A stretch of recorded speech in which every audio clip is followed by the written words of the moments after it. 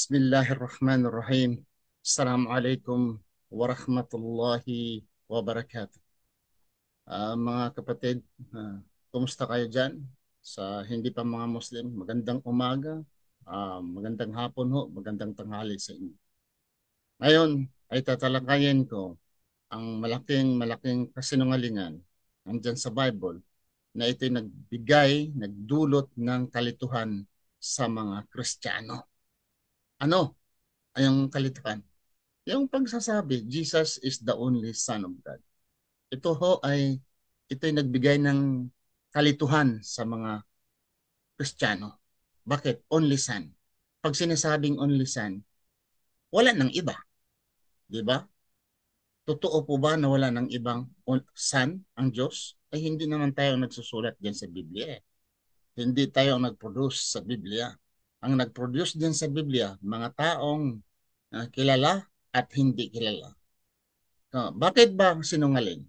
Kasinungalingan na pagsabi, Jesus is the only Son of God. Bakit? Dami diyan ng Son of God eh. Mabasa diyan sa Genesis chapter 6, verse 2 to 7, sinasabi diyan, daughters and men, hindi binanggit pangalan na, sinabi lang, daughters and men are sons of God. Genesis chapter 6, verse 2 to 7. Huh? Daughters and men, maybe millions of daughters, maybe millions of men, di ba? Daughters and men are sons of God. Israel, Israel is my firstborn. Israel, firstborn of God.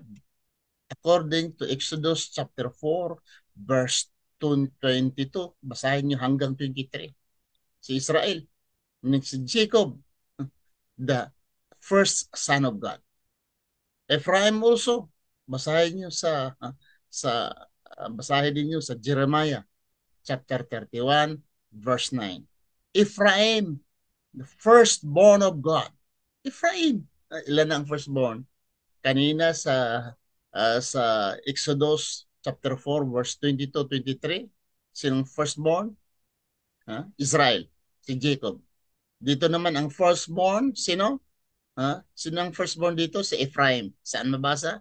Jeremiah 31 verse 9. Okay. David naman. David is a son of God. Saan mabasa? Psalms chapter 2 verse 7. Sino pa ang son of God? Ang dami. Blessed are the peacemakers. Peacemakers. Mga pulis dyan.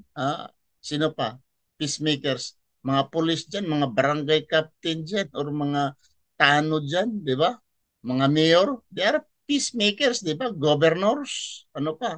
Sino pa dyan? Sabihin natin yung legislative body, yung nandyan sa kapunungan natin, yung kapunungan mga mangbabatas. Sila ay tinatawag din pala nga peacemakers.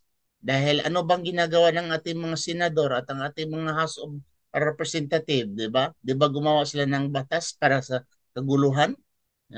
Hindi. Gumawa sila ng batas for peace. So whoever at peacemakers, nag-formulate ka, nag-put into action ikaw para lamang mayroong katahimikan, ikaw tinatawag na son of God. Sino nagsabi? Si Jesus mismo nagsabi. Saan mabasa? Mabasa mga kapatid. Saan mabasa? Matthew chapter 5 verse 9. You are the son of God. You are the sons of God. Bakit? Ikaw at ako son of God. Bakit? Matandaan niyo mga kapatid nga si Hesus Kristo nagsabi, touch me not, for I am not yet ascended into my Father, but go to my brethren and tell unto them, I will ascend into my Father and your Father and your Father, my Father and your Father. Magkapatid pala tayo ni Jesus. Paano si Hesus Kristo nagsabi niyan eh? My Father and your Father. Sinong mali? Magsabi kayo na hindi tayo anak ng Diyos. Nga si Hesus Kristo ay nagsabi, ang aking ama at ang inyong ama. Sinabi ni Hesus Kristo. Saan pa basa din yan sa mabasa din yan sa Matthew chapter 6 verse 9. Muslims also are sons of God. Oh, Muslims are sons of God. Bakit? Muslims are sons of God according to your Bible. Okay. Everyone who believes that Jesus Christ is as I say is born of God. 1 John chapter 5 verse 1. Kung sino daw naniniwala kang Hesukristo bilang Masih, sila ay anak ng Diyos. Sinong Muslim na hindi naniwala nga si Hesukristo ay Masih? Nga si Hesukristo ay siya ay Kristo. Sinong Muslim na hindi naniwala? Isa Ibn Maryam. Al-Masih, Isa Ibn Maryam. Sinong Muslim na hindi naniwala nga si Hesukristo ay isang Masih, isa siyang Kristo? Isang Muslim na hindi naniwala? Wala. All Muslim. 2 billion Muslim throughout the world. Walang isa na hindi naniwala nga si Hesukristo ay Masih. So, basing upon your statement in the Bible, Muslims are sons of God. Because sinasabi, everyone who believes that Jesus Christ is a Masih is born of God. Is born of God meaning son of God. Chapter 1, 1 John chapter 5 verse 1. Ay, wag naman yung sabihin na, ay, spiritual yan. Ano yan? Adoption yan? Or figure of speech? Yung nabanggit ko kanina is figure of speech yun lahat. Pero kay Jesus Christ, hindi figure of speech. Sino pa? Enoch, Seth. Yung si Seth, sino ba itong si Seth? Ito ang anak nila ni Adam. Pangatlong anak si Seth. Enoch, Seth, Adam. Son of God. Sila si Seth, son of God. Si Enos is son of God. Si Adam, son of God. Saan mabasa? Lucas 3:38. Jesus, son of God. John 3:16.